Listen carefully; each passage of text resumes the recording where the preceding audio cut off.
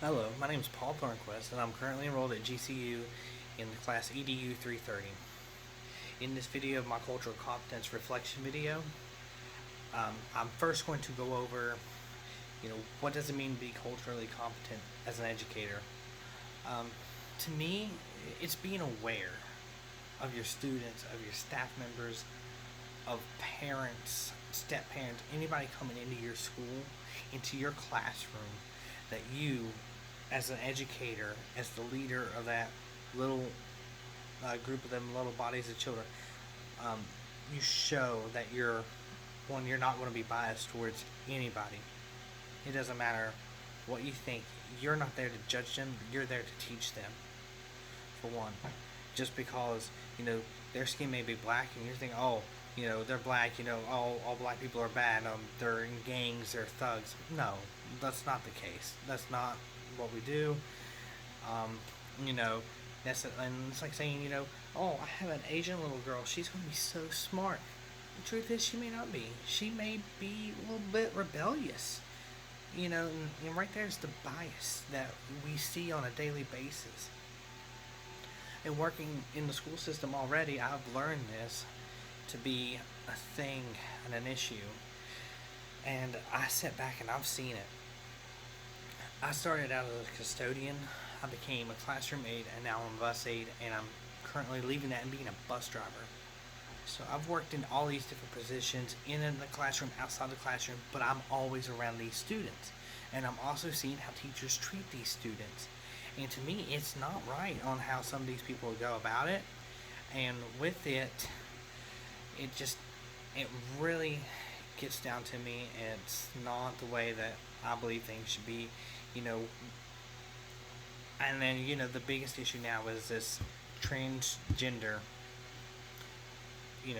people being trans, and their identity, they want to be pronounced as he, her, they. Um, you know, trying to respect that within the school system so you don't lose respect with your students. But it's a battle against it is, in the school, like with certain sports, they're going off of what you are, not what you identify as. And if they do, then some of these competitions, they're not allowing you in. Um, you know, so when I think about that, what would my next step to be to deepen my cultural competence on that, including my own personal bias? Well, I'm not the biggest fan of transgenders. I'm not. I have friends that are transgender, and I do feel wrong for that because, I'm like, the question I've asked before is, I have a friend who was born female and identifies as a man now, so he is a transgender. I said, what's the difference? I said, why do you only date, women? And it goes into, that's what they like. But I was like, but then they're being biased against a male that wants to be transgender and be a female.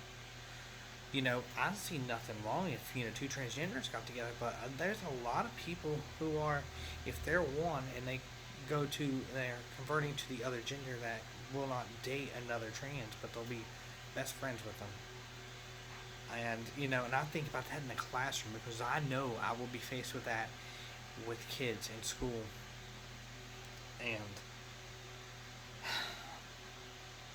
any tools, any resources that I have been finding to work on this have been online, and I cannot think of the titles off the top of my head as I've gone through a lot here recently. But what the next thing I know is, what will it look like to have cultural inclusivity in your future classroom? To me, that's going to be, I want all my students to work together. I will pair them to work with each student at least once. I want everybody to at least rotate around, work together, and I want my classroom to become one. I want us to be one. I want us to care as one, think as one, be one. How will ensure respecting your students, individuals with different personal backgrounds and various skills, abilities, perspective, talents, and interests that do not align with my spiritual beliefs or moral values? That's fine. If they don't align with what I believe in, that's fine. I'm there to respect them. I hope they respect me, but I would never push my beliefs and values on them, and I wouldn't expect them to do that to me. To respect it, I would try to stay neutral. with all of it. If they try to push on me, I'm still going to be neutral. The best thing that I can say is doing for the student is number one. Doing for yourself is number two. They come first in the classroom. You come last. Or you come next. However, however a little bit of order it is. To me, students always will come first. And that will wrap up my cultural competence reflection video.